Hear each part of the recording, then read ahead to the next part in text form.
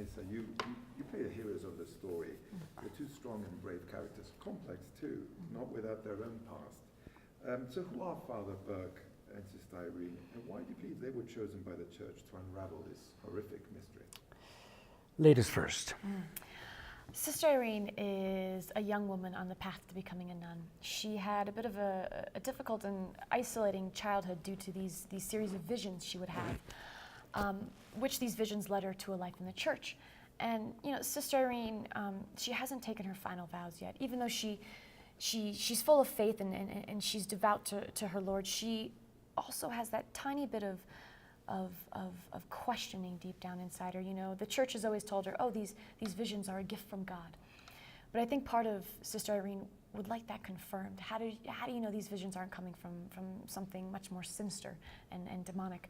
So when Sister Irene is chosen to go on this mission with Father Burke, she doesn't know that she's being chosen because of her vision. She doesn't know that there's a specific reason why she's the one selected to accompany Father Burke on this mission. And it's only halfway through her mission, when she's there dealing with demonic forces, that she realized she's chosen because of her past. And Sister Irene, I think, is a bit wary of her future, wondering if she's on the right path and if the life of a nun is specifically meant for her. And she finds those answers during this mission. Father Burke is the best exorcist the Vatican knows. So he is ready to fight whenever it's time to go out and accomplish a mission. However, Father Burke had a terrible experience in one of those exorcisms and has asked the Vatican not to call him again to do it again, to practice another exorcism. But being the best and being a soldier, you have to obey, and you have to get up your bed, no matter how many nightmares you have and how many demons you're fighting and how many contradictions you live with. You have to get up, get out there, and fight. How do you prepare these roles? And Demain, starting with you, did the fact that you already played a priest in the past help you? Absolutely, yeah. I think, the first thing I do is find all the information I need on the paper. And everything you need to prepare for this role was there in the script that Gary wrote. It's great. It's solid, and it has great characters. But also you have to enter a full period of research. And in doing so, of course, I brought back what I already knew about becoming a priest and being a priest from my previous work. And also what I try to do as soon as possible is connect the links that makes Father Burke and I similar in our own virtues and our own fears and the same contradictions that I also experience sometimes. And of course, we have the same passion for life and our work. And we will do whatever is necessary to accomplish that. Yes, could you repeat the question? Yes, what did you do to prepare? Yes. The thing is, when you're playing such a specific character like a nun or a priest, you want to provide authenticity. You want to do an honest job, because these are real people and people who everyone has images and ideas of who they are and what they're like. And I really want to make sure that you do it right and you do it authentically. So for me, I spent lots of time researching online, and I watched The Nun Story with Audrey Hepburn to try and really understand what it is on a day-by-day basis, what a woman of faith goes through and what that entails. And some of the things I learned really go to the physicality of a nun and how you hold yourself, how you talk, and making sure that you're correcting all of your flaws on a constant basis. And I mean, that's something that's emotionally exhausting to point out your imperfections and try to perfect them every single day. So that constant thought process I really wanted to incorporate into Sister Irene. Speaking of making it real, the nun was shot in Romania and even in Transylvania. Yes. How was that experience, and what was the energy like on set? Oh, I mean, it's a phenomenal thing to be able to film on location where the movie's actually set. The movie's set in 1952 in Romania, and being able to be there in this beautiful country that has such a history, has such a soul, has such a gothic, eerie energy, which is exactly what we needed for the backdrop of our film. You know, we got lucky to be able to film there, and you know, half the hard work's done is when you're filming in these old castles that have been there for years and years and years. You know, it doesn't require much, especially from the actors. You don't have to conjure up anything. It's all there. You just have to exist and be and react.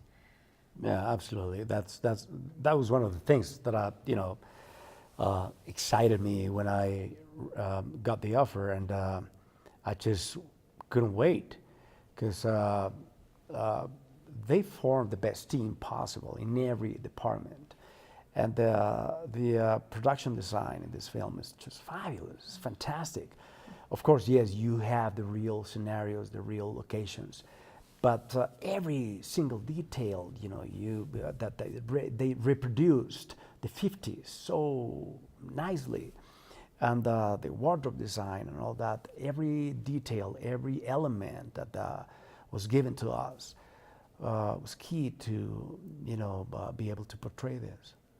Then your characters actually go through quite a lot. How physically demanding was the shoot? You know, it's surprising because, you know, you read the script and you're like, oh, okay, this is going to be an emotional day. That's going to be difficult to shoot. And you know it's coming, but once you start filming, you're in the moment. You know what I mean? You're in the scene that you're currently in. And so when we started getting to some of those physical scenes, like filming in this water tank and having to have harnesses and wires and wetsuits, and I had on like 6 layers, it felt like I could barely move.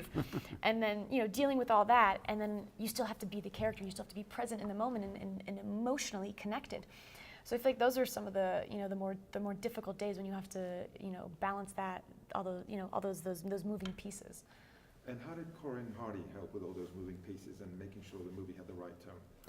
Well, he's a very passionate artist, and he was prepared way before we moved to Romania. He had everything ironed and ready to go. You know, he had every corner covered, and by doing so, you know, he covered our backs very nicely, and he always took care of us, not only in guiding us through the story, but also in whatever we needed as actors to get to that point, to get from point A to point B powerfully and safely at the same time. Yeah, one thing, you know, I want to say about Corin as a director, he's so giving, and not just to the actors, to every member of his crew, and making sure that everybody feels confident and is happy with the work that they're doing. And you know, he knows what he wants, and he's confident, and he's assured, and he's also open to hearing other people's opinions. And if it doesn't work, then he makes the best decision for the movie.